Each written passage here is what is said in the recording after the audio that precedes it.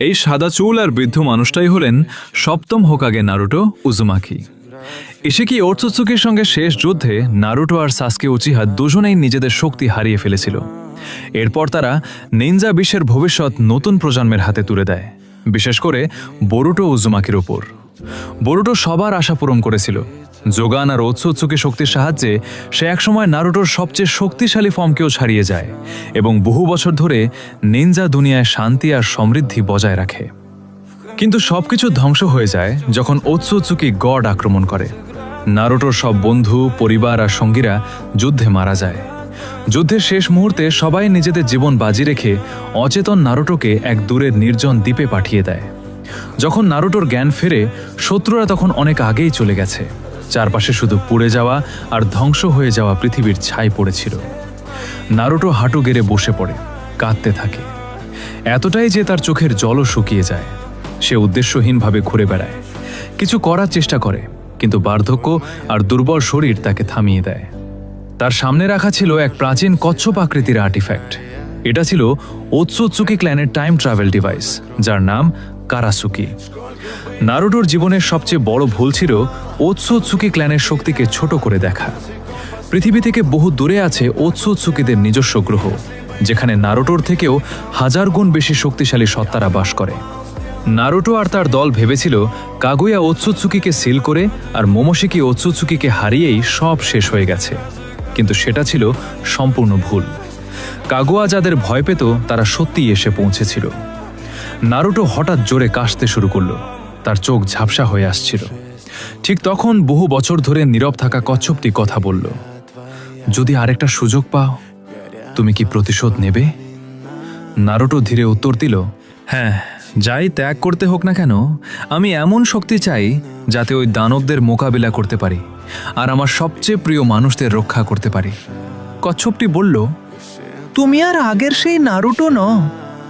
কিছুক্ষণ চুপ থাকার পর সে আবার বলল, আমি তোমার ইচ্ছা পূরণ করতে পারি, কিন্তু শুধু তোমার আত্মাকেই পাঠাতে পারবো। তুমি আর কখনো এই সময়ে ফিরে আসতে পারবে না। তুমি কি প্রস্তুত? নারুটো হালকা হাসল। এই ফাঁকা পৃথিবীতে ফিরে এসে আর কি করব? টাইম ট্রাভেল ডিভাইস সক্রিয় হয়ে গেল। যখন সে চোখ খুলল, সে নিজেকে এক ধূসর সিল করা জায়গায় দেখতে পেল। তার হাতে ছিল the tale of the gutsy ninja বইটি। সামনে দাঁড়িয়ে ছিল নাগাটো তথা পেইন, আর পাশে ছিল কোনান। নারুটো বিভ্রান্ত হয়ে পড়ে, কিন্তু পেটের তীব্র ব্যথা তাকে বুঝিয়ে দিল সে সত্যি টাইম ট্রাভেল করে অতীতে ফিরে এসেছে। এটা সেই সময় যখন পেইনের পরাজয়ের পর নাগাটো রিনেটেন্সেই ব্যবহার করে পুরো কোনোহাকে পুনর্জীবিত করেছিল এবং নিজে মারা গিয়েছিল। নারুটোর হৃৎস্পন্দন দ্রুত হয়ে যায়। এটা ছিল ভবিষ্যৎ বদলে দেওয়ার সুযোগ, কারণ এখন সে যা বলতে চলেছে তার কারো জানা উচিত নয়। নারুটো বলল, এই পৃথিবীর ভবিষ্যতের জন্য আমি নাগাটো রিনেগান নিজের উত্তরাধিকার হিসেবে নিতে চাই। কোনান হতবাক হয়ে গেল। নাগাটো নিজের ইচ্ছা তোমার উপর ছেড়ে গেছে, কিন্তু তার মানে এই নয় যে তুমি তার চোখ নিয়ে নেবে। নারুটো বলল, এই চোখ যদি ভুল মানুষের হাতে পড়ে, পুরো নিনজা বিশ্ব ধ্বংস হয়ে যাবে। কোনান সরাসরি অস্বীকার করল, কিন্তু নারুটো প্রস্তুত ছিল। সে গোপনে ন্যাচারাল এনার্জি জড়ো করে সেজ মোড সক্রিয় করল। এটা অনুরোধ নয়, এটা আদেশ।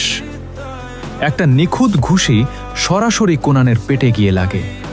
তার কমলা রঙের চোখ বিস্ময়ে বড় হয়ে যায় আর পুরো শরীর শক্তিহীন হয়ে মাটিতে পড়ে যায়। নারুটো শান্ত গলায় বলল, সরি সিস্টার, অপ্রয়োজনীয় লড়াই এড়ানোর এটাই দ্রুততম উপায় ছিল। নারুটো পিছনে ঘুরে কোনোহার দিকে তাকালো। তার চোখে হতাশা স্পষ্ট ছিল। ভবিষ্যতে সে যা হারিয়েছিল, মাত্র এক পা পিছিয়ে গেলেই হয়তো সব ফিরে পেতে পারত। কিন্তু এখন সে যা করতে চলেছে তা হুইল অফ ফায়ারের সম্পূর্ণ বিপরীত। সে চোখ নামিয়ে নিজের দুর্বল ইচ্ছাকে জোর করে দমন করল।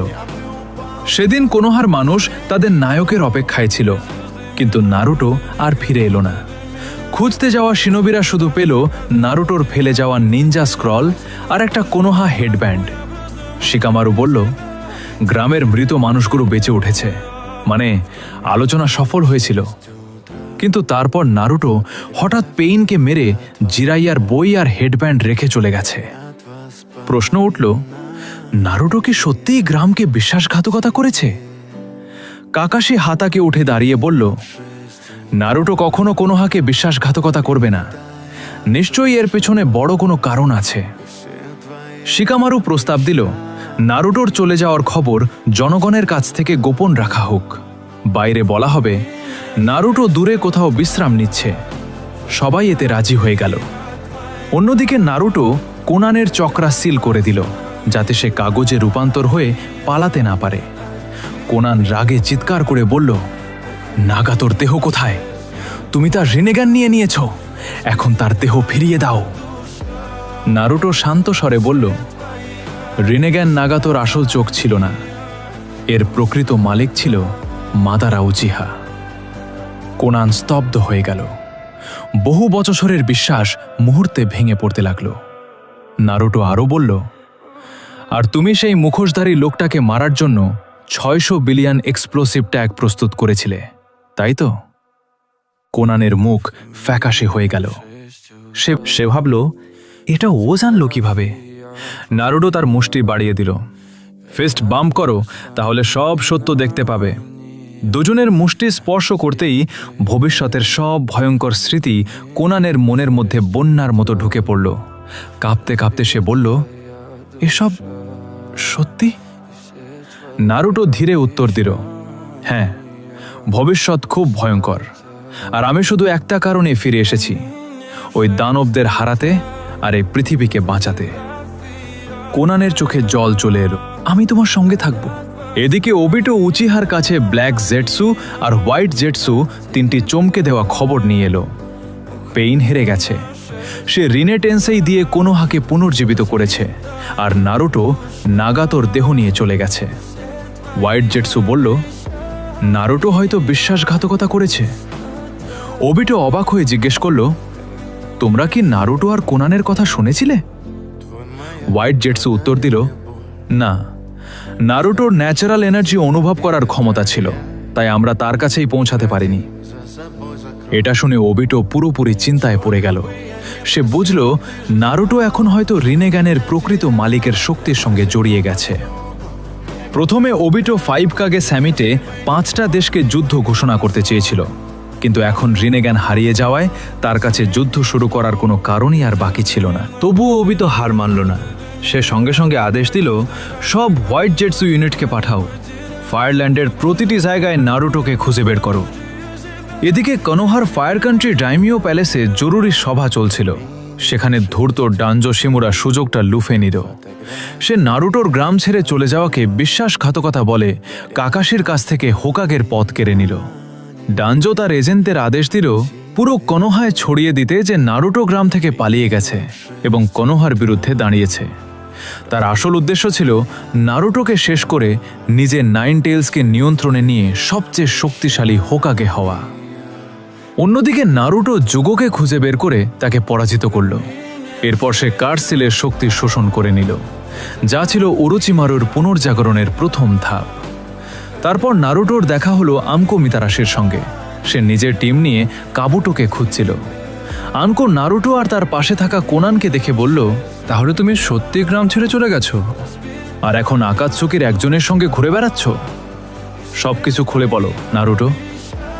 নারুটো শান্ত গলায় বলল, তুমি যা দেখছো সেটাই সত্যি। বিশ্বাস না হলে নিজেই পরীক্ষা করে দেখো। রাগে আনকো নিজের হাতে কামড় দিয়ে সামনিং জুৎসু ব্যবহার করল। মাটি ফেটে এক বিশাল সাপ বেরিয়ে এসে নারুটোর দিকে ঝাঁপিয়ে পড়ল। নারুটো হালকা হেসে হাত জোড় করল। Earth release, swamp of the underworld. মাটি মুহূর্তে কাদার জলাভূমিতে পরিণত হল এবং বিশাল সাপটা তাতে ডুবে গেল। আনকো হতবাক হয়ে গেল। কি? নারুটোর চক্রা কি শুধু উইন্ড টাইপ ছিল না? আসলে নারুটোর কাছে 6 ধরনের চক্রা নেচার ছিল। ঠিক তখনই মুতা আবুরামে পেছন দিক থেকে নিজের কিকাইচু পোকাগুলো ছেড়ে দিল। হাজার হাজার পোকা নারুটোকে ঘিরে ফেলল, কিন্তু নারুটো আগেই একটি কোনাইতে ফ্লাইং থান্ডার গডের মার্ক বসিয়ে গাছের গায়ে ছুঁড়ে রেখেছিল। পোকাগুলো তার কাছে পৌঁছানোর আগেই নারুটো হঠাৎ অদৃশ্য হয়ে গেল। পরের সেকেন্ডেই সে মুদার পেছনে উপস্থিত হয়ে এক চপ স্ট্রাইকে তাকে অজ্ঞান করে দিল। নারুটো ধীরে ধীরে গাছ থেকে সেই মার্ক করা কুনাইটা তুলে নিল। তাতে লেখা ছিল ফ্লাইং রাইজিন ফর্মুলা। আনকোর শরীর ঠান্ডা ঘামে ভিজে গেল। সে চতুর্থ হোকাগের টেকনিক শিখে ফেলেছে। এখন আনকো বুঝে গিয়েছিল নারুটোকে হারানো অসম্ভব। সে নিজের টিম নিয়ে পিছিয়ে যেতে লাগলো, কিন্তু নারুটো বলল, বাকিরা যেতে পারে, তবে আনকো সেন্সেই এখানেই থাকবে। অনকো চিৎকার করে বলল, তুমি আসলে কি চাও নারুটো? নারুটো ঠান্ডা গলায় উত্তর দিল, তুমি আমার পরের পরিকল্পনার জন্য খুব গুরুত্বপূর্ণ। তারপর যুগোর কাছ থেকে শোষণ করা কার্সিলের এসেন্স সেটার ভেতরে প্রবেশ করালো। ধীরে ধীরে নারুটোর হাত উপরে উঠল, আর ঠিক তখনই সেই কার্স মার্ক থেকে একটি সাদা সাপ বেরিয়ে এলো। সাপটার মুখ খুলতেই সেখান থেকে বেরিয়ে এলো ওরোচিমারু। সেই কিংবদন্তি স্নেক সানিন আবার এই পৃথিবীতে ফিরে এসেছে। ওরোচিমারু হেসে বলল, ভাবতেও পারিনি যে আমাকে পুনর্জীবিত করবে তুমি নারুটো। নারুটো কোনো ঘুরপাক না খেয়ে সরাসরি বলল, আমার দরকার সীমাহীন শক্তি, আর তার জন্য চাই তোমার জ্ঞান এবং তোমার সব জুটসু। ওরোচিমারু গভীরভাবে নারুটোর দিকে তাকালো। আনকোর শরীরের ভেতরে থাকতেই সে বুঝেছিল নারুটোর শক্তি এখন ভয়ঙ্কর পর্যায়ে পৌঁছেছে। তবুও সে নারুটোর প্রস্তাব ফিরিয়ে দিল, কারণ ওরোচিমারুর কাছে উচিহা শক্তিই ছিল সবচেয়ে সুন্দর এবং সবচেয়ে বিপজ্জনক জিনিস, আর সে এখনও শাসকের শরীর দখল করার স্বপ্ন দেখত। নারুটোর চোখ মুহূর্তে ঠান্ডা হত্যার দৃষ্টিতে বদলে গেল। এক সেকেন্ডও নষ্ট না করে সে ফ্লাইং থান্ডার গড ব্যবহার করে ওরোচিমারুর সামনে হাজির হয়ে তার পথ আটকে দিল। হঠাৎ ওরোচিমারুর গলা লম্বা হয়ে গেল এবং তার বিষাক্ত দাঁত নারুটোর ঘাড়ে বসে গেল। সে কার্স মার্কের শক্তি দিয়ে নারুটোর শরীর নিয়ন্ত্রণ করতে চেয়েছিল, কিন্তু নারুটো চোখ বন্ধ করে সেজ মোডে প্রবেশ করল। তারপর প্রাকৃতিক শক্তির উল্টো প্রবাহ ওরোচিমারুর শরীরে ঢুকিয়ে দিল। ওরোচিমারু যন্ত্রণায় চিৎকার করে উঠল। বাধ্য হয়ে তাকে নিজের বর্তমান শরীর ছাড়তে হলো। এরপর সে তার 10,000 স্নেকস জুটসু ব্যবহার করল। হাজার হাজার সাপ উন্মাদের মতো নারুটোর দিকে ছুটে এলো। নারুটো চিৎকার করল, কুনান, আনকোকে নিয়ে দূরে সরে যাও। এরপর সে সরাসরি রাসেন শুরিকেন ছুঁড়ে মারল। এক বিশাল সাদা বিস্ফোরণ ঘটল এবং সব সাপ মুহূর্তে ধ্বংস হয়ে গেল। ধোয়ার ভেতর থেকে এবার বেরিয়ে এলো বিশাল 8 হেডেড স্নেক। তার মাঝখান থেকে ওরোচিমারু বেরিয়ে এসে হাসতে হাসতে বলল, ইমপ্রেসিভ নারুটো, কিন্তু তুমি আমাকে পুরোপুরি হারাতে পারবে না। নারুটো শান্তভাবে দাঁড়িয়েছিল। সে ধীরে ধীরে নিজের বাম চোখের ব্যান্ডেজ খুলে ফেলল। রিনেগ্যান জ্বলে উঠল। 3টি বৃত্ত, স্বর্গীয় আলো, 6 পাথসের শক্তি। নারুটো হালকা হেসে বলল, এবার মজা শুরু হবে। ওরোচিমারু স্তব্ধ হয়ে গেল। তার পেইনের সঙ্গে যুদ্ধের কথা মনে পড়ে গেল। যদিও নারুটোর নতুন রিনেগ্যান তখনও মাত্র 10% শক্তিতে ছিল, তবুও ওরোচিমারু আক্রমণ চালিয়ে গেল। 8 মাথাওয়ালা সাপ সরাসরি নারুটোর দিকে ঝাঁপিয়ে পড়ল। নারুটো বাম চোখ সক্রিয় করল। শিন্ডা টেনসেই! এক বিশাল শকওয়েভ পুরো এলাকাকে বিশাল গর্তে পরিণত করল। দূরে দাঁড়িয়ে কোনান বিস্ময়ে বলল, ভাই নারুটো এত দ্রুত এই মুভ আয়ত্ত করে ফেলেছে। নারুটো এবার ডান হাত পাহাড়ের দিকে বাড়িয়ে দিল। বানশো টেনেন! পুরো পাহাড় ভেঙে ওরোচিমারুর ওপর আছড়ে পড়ল। কিন্তু ধোঁয়ার ভেতর থেকেও আবার সেই 8টি সাপের মাথা বেরিয়ে এলো। ওরোচিমারু রাগে চিৎকার করল, নারুটো, তুমি সত্যিই আমার যুদ্ধের ইচ্ছাকে জাগিয়ে তুলেছ। তারপর ধীরে ধীরে এক বিশাল বেগুনি চক্রার গোলা তৈরি হতে লাগলো। নারুটোর ভেতরে সিল করা কুরামা সঙ্গে সঙ্গে সেটা অনুভব করল। নিজের নাম শুনেই তার বিশাল কান নড়ে উঠল। পরের মুহূর্তে 8 হেডেড স্নেক সেই চক্রার গোলা ভয়ঙ্কর গতিতে নারুটোর দিকে ছুঁড়ে মারল। কিন্তু নারুটো একদম স্থির দাঁড়িয়ে রইল। আর ঠিক যখন গোলাটা তার শরীরের কাছে পৌঁছাতে যাচ্ছিল, তখন নারুটোর চোখ লাল হয়ে উঠল। এইখানে আজকের ভিডিও শেষ করি। তোমরা যদি এর পরের পার্ট দেখতে চাও তো লাইক আর সাবস্ক্রাইব করে কমেন্টে বলে দিও।